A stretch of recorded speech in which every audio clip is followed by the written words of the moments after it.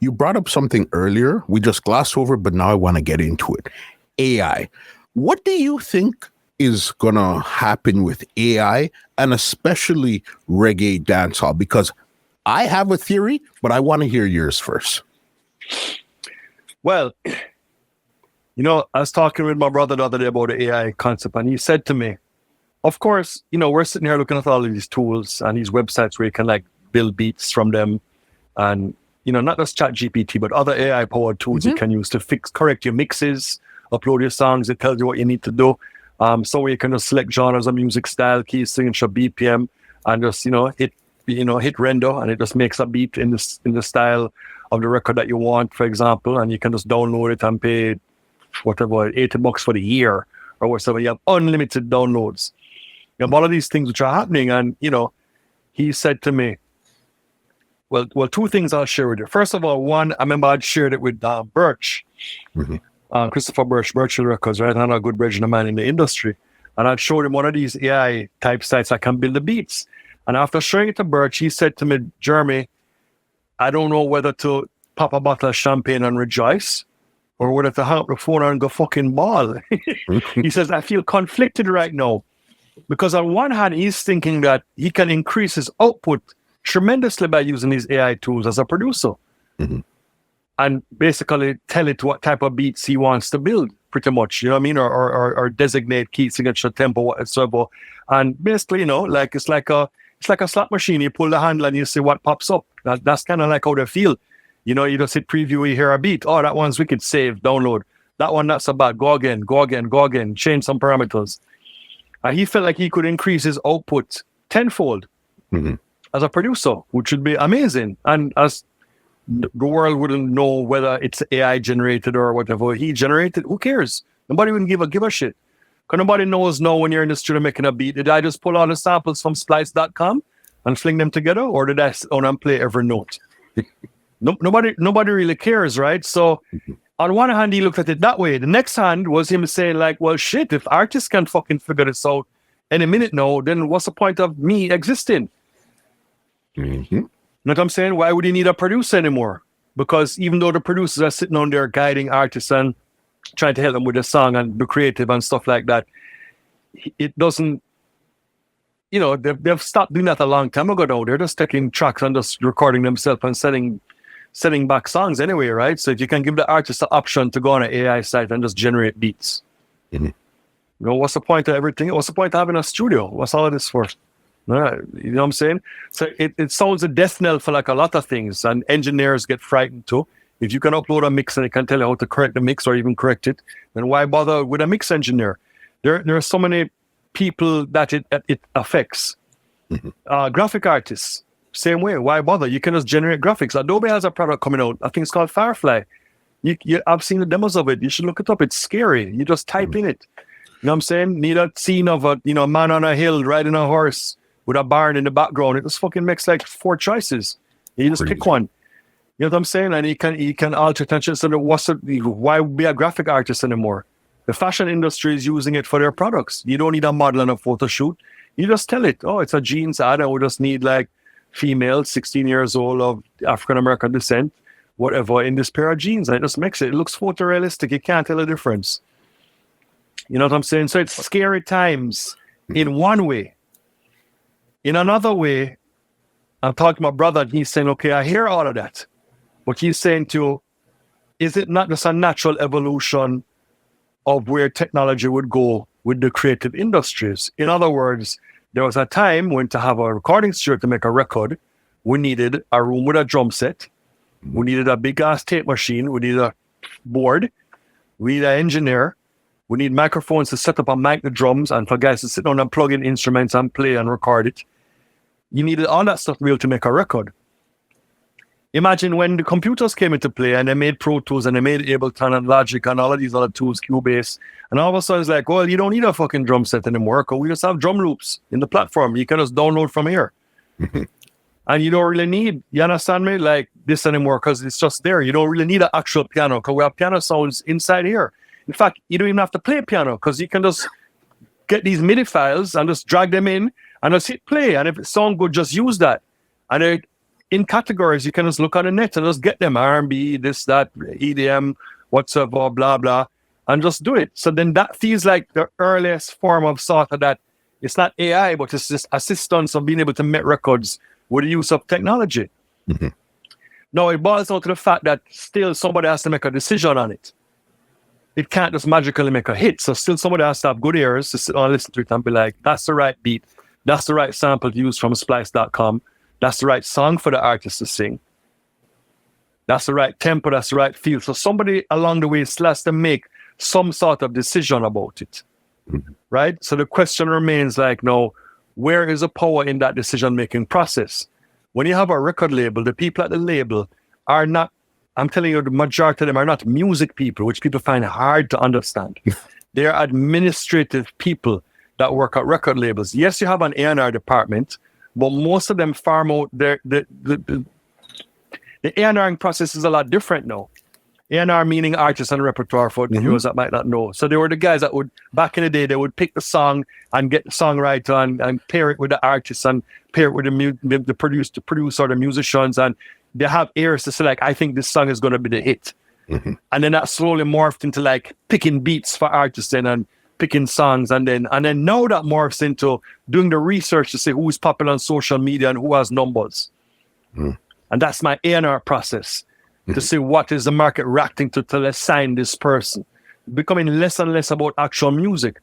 But the fact of the matter is that you still have somebody assigned to that role. Because the guy who's running the company, who's a CEO, is not necessarily a music guy. Like, he doesn't care about that. He's running a company.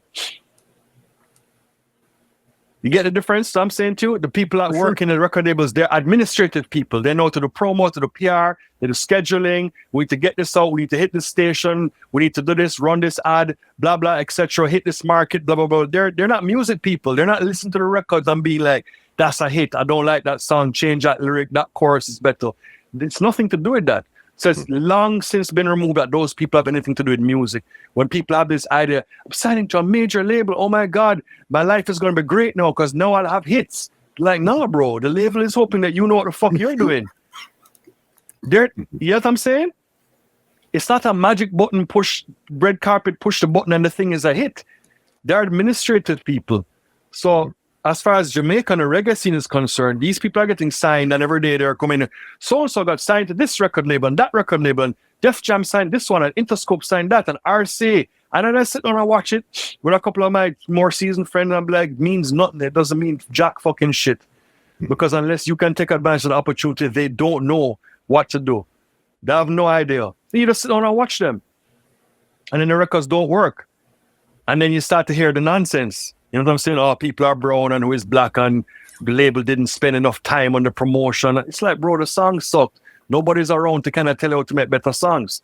Mm-hmm. Introduce AI into the process now and you're removing, in their minds, another gatekeeper because they see it as gatekeepers, you know.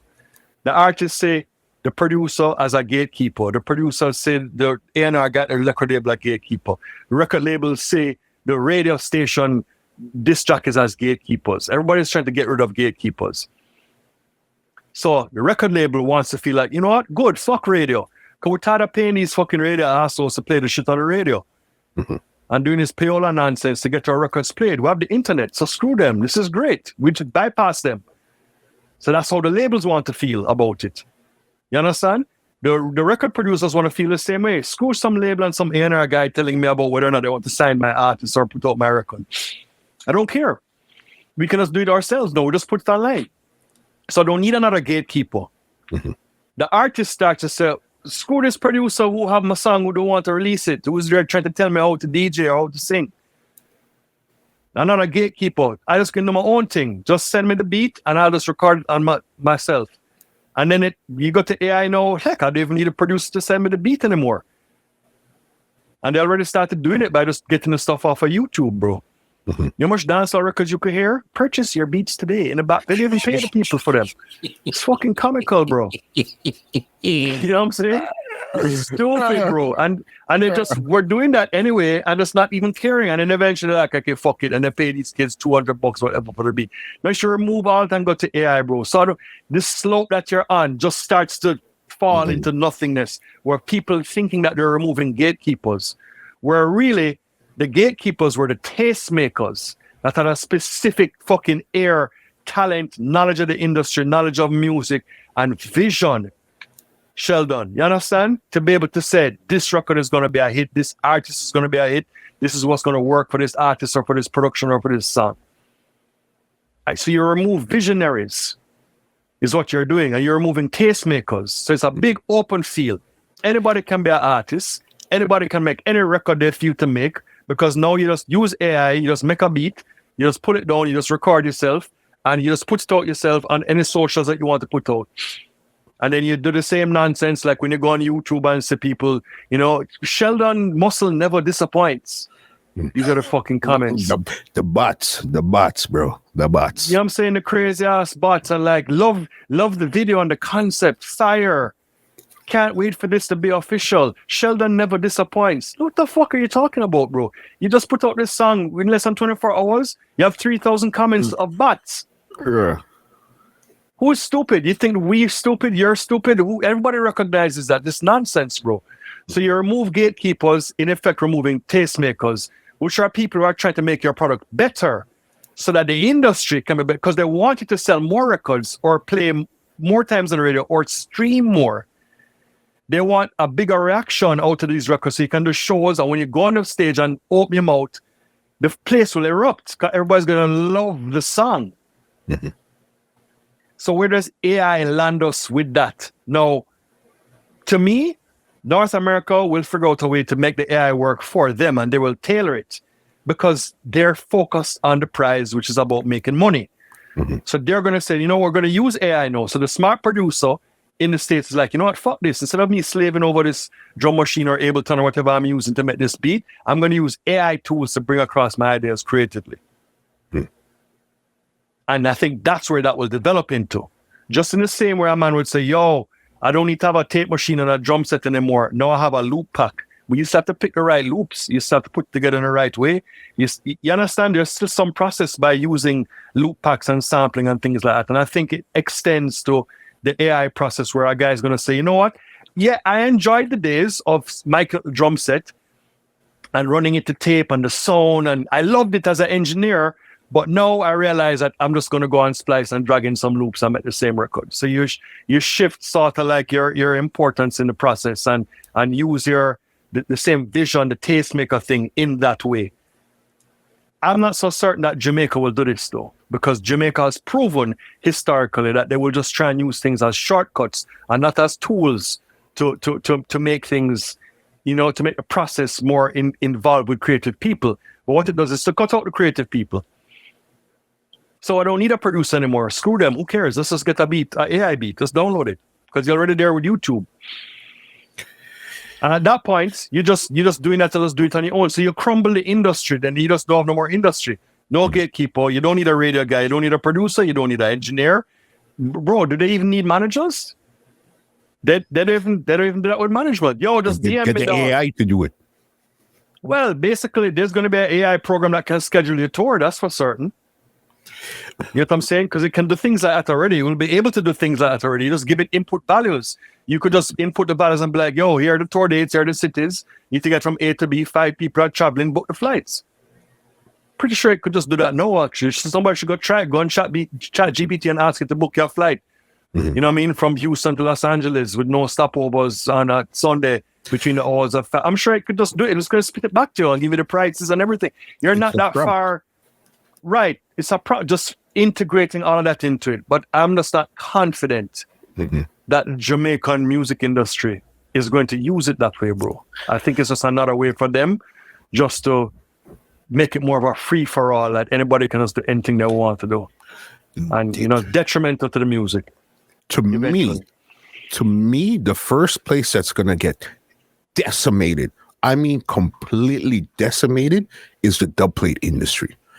We got a preview of that when they started to splice songs and fake songs and stuff like that. And now I could get an AI. All I got to do is type this in with your voice already. Dubplate business is the first thing that's going to be 100% gone. Right. You know what I mean? Exactly.